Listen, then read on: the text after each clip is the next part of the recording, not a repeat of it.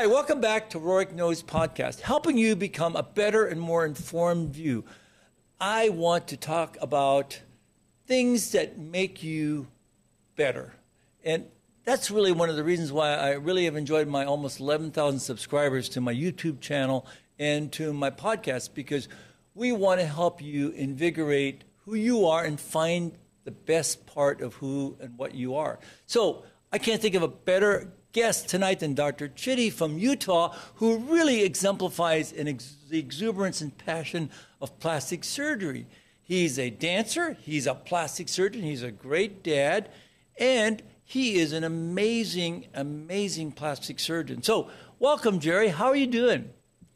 Thanks, Dr. Rorik. I'm doing really well. Had a great day in clinic, and it's fun to be here with you and sit down and talk. It's great. So we'll talk about work-life balance. I mean, you know, people always talk about how I've got to have work-life balance because, at least in my life, I mean, the balance sometimes is swayed heavy at work and then sometimes at family, but it really needs to you got to try and do it all if you really want to live your life, because you don't want to go and say, you know, I wish I had or coulda, shoulda. You know, you don't want to ever do that. So I see you doing it. You're having fun. So how do you have a work-life balance? You're a plastic surgeon, you're a dad, you're a husband, and now you're an educator and you're an influencer. So tell us, how do you do your work-life balance?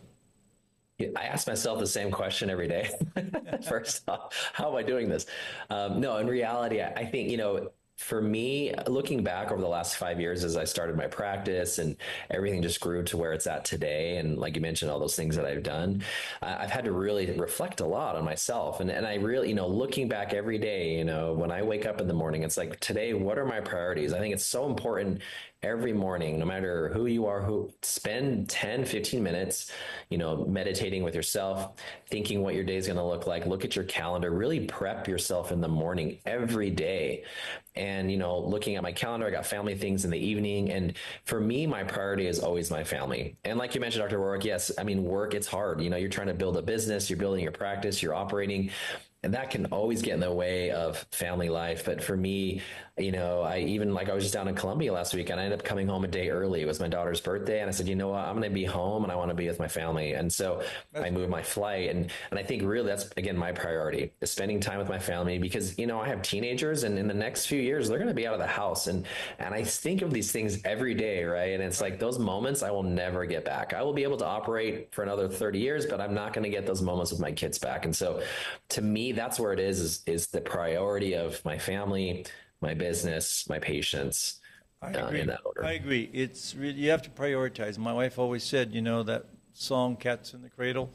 You know, you really got to make sure that you try and be there for your family, and you know, and most of the time you try and do that. I mean, I tried to do that, and obviously as I was growing my practice, just like you, and running a university and doing the journal and all those things. But you know, you have to focus on your priorities, and I love what you said about top three. I mean, I do the top three things every day, you know, and then I gel them on the way to work. And then we talk a little bit about some things on the elevator up, and then you hit it hard, and then you try and focus on those top three goals, and everything else is extra. And a family should always be part of that, you know, family, practice, and life, and, you know, and doing things right so that, you know, life goes right. You know, and I think that those are very good things. And you know, so many people lose that focus, because if you don't have focus, you know, it's kind of like, you know, if you don't know where you're going, you know, it's like going and trying to find a place without a map, right? You know. Totally. Yeah. No, I love that. You know, and I think those moments that you have when you're at work, it's like you're putting 110% into your work. When you're at home, it's 110%. It's so hard to divide, you know, your mind. If you're at work thinking of your family, or if you're with your family thinking of work, like you really have to just focus. And so like for me, it's work hard, play harder, you know, work really hard, but then you have to take the time to take care of yourself. If you don't take care of yourself, you're not gonna be able to take care of your patients, you know, and so everyone's different, right? You know, whether that's relaxing or that's working out, whatever it is, you have to find that time to take care of yourself. Yep, that's a very, very important thing, because if you don't have that good self-fulfillment, self-image, you can't do it for anybody else. You can't do it for your family, you can't do it for your patients. And you know, sometimes it takes a while to learn that. And, we don't learn I didn't learn any of that in medical school. In fact, in medical school, it was completely opposite. My daughter's going to medical school now, and I said, you're going to learn, how Oh, medical nice. school is like focused. Oh, Yeah. but I mean, it's worth it, but it's kind of a real focused, hard run. But that's how medicine is. It's kind of it's a mind-brain game. It really is. But then you got to live your life because as best I know, life is not a dress rehearsal. It's the real No. deal. So Yep. you got to live every day to be your best day because you don't know when it's going to be your last day. And I think your best day sometimes is when you're born, and then the other one is when you find out why you were born. So I Yep. think that's really important to do. So I love what you're doing, and I think you're doing it right, and you're really a good role model for upcoming plastic surgeons. And I think there's so many people that are on social media that are not plastic surgeons that say they're plastic surgeons, but this guy is a real deal, and he's great. And I think you really should be congratulated for what you do and how you do it, and you have fun. And I think that's invigorating to people out there because life is serious, but you got to have fun every day. Don't you agree? Oh, 100%. That's, my email, back in college was Silly Jerry Pants. My first name's Jerry, and my wife gave me that nickname, Silly Jerry Pants. I'm definitely serious about surgery, and work, but there has to be this aspect of you can't take yourself too seriously. And I think, we just have to be able to smile and laugh once in a while at ourselves. I think, we do in surgery, you talked about medical school and it's so intense, medical school, you're studying, you're learning and then you're in residency and it's just so much work and you're just grinding. And I think some of that can get lost sometimes as a resident, as a med student, and you lose that self-focus. But man, I think when you can find that back again and really find your purpose, it really can change your perspective on life. You bet. And a lot of people never get their focus.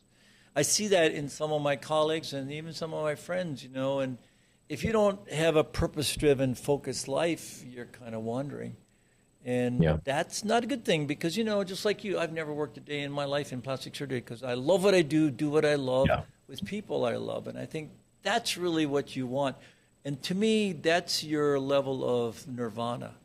And I I love think that. that's really important. And so, and I'm glad you're passing it on. And I like that because you have fun, but you work hard too. And, work hard, play harder, and then give back. I mean, to me, giving back is in our genome. It's really who and what we are. And so I think you do all of that. And I think that's really a good quality. I love that. And so few people Yeah. have that.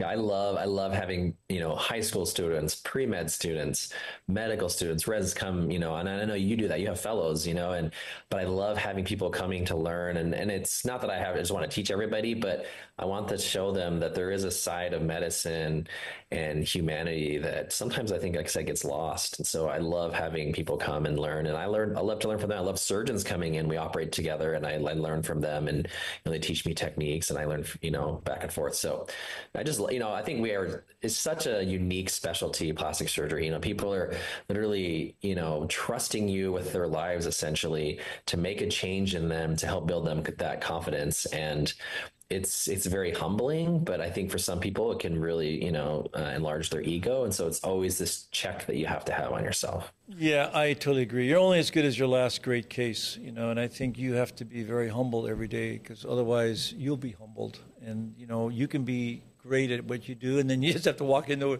your room and see your 5-year result on a rhinoplasty and go, she looked great at year 2, but now she's not. I mean, but the key is you want to be honest with yourself and honest with your patients. And nobody ever has a perfect result, but you want to be better. You've got to be better every day. And if you don't learn one new thing every day, you're not moving forward, you're moving backwards. And that's not a good thing to move backwards. I mean, dancing backwards is good. You do a good job of that, but you got to move forward. I think that's really great. So give us your, final 3 thoughts on, that balance in life. And I think you've been successful at that.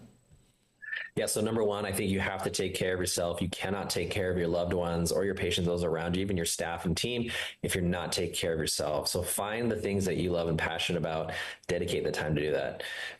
Secondly, figure out what your passion is in your career to just, and that's hard to find, but really find what is it that drew you to plastic surgery? What is it that gets you going every day that makes it, like you said, this is not a job. This is, I'm doing what I love every day, and find that. And so I think when you find that, you see that passion, your patients will see that. Yep. And three, I love to work hard. I know you're a hard worker, Dr. Rourke. I love to work hard and smart as well, but play even harder. Take the time for yourself to go enjoy a vacation, and do those things that really can energize you. I know there's times when you almost start to feel like you're burning out, and it's so important to reset that and take that time for yourself. So those are the kind of, I think, top three things I'd suggest. Yep, I agree. It's self-care, that passion, and work hard, play hard, and then give back. And you're doing that. And I think those really make us, who we are. We're Homo sapiens, and we're supposed to leave this earth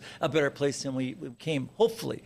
And we try and do that every day. Someday you go, I don't know if I left it better, but you always got to try the next day, because every day is a new day and a good day. So thank you so much. Those were great, wise words from an amazing, young, dynamic, rising star plastic surgeon from Utah. Congratulations, Jerry. You're doing a great job. Keep doing what you're doing, and we'll look forward to having you back on Rourke Knows podcast. So until then, stay safe, keep learning, and give back.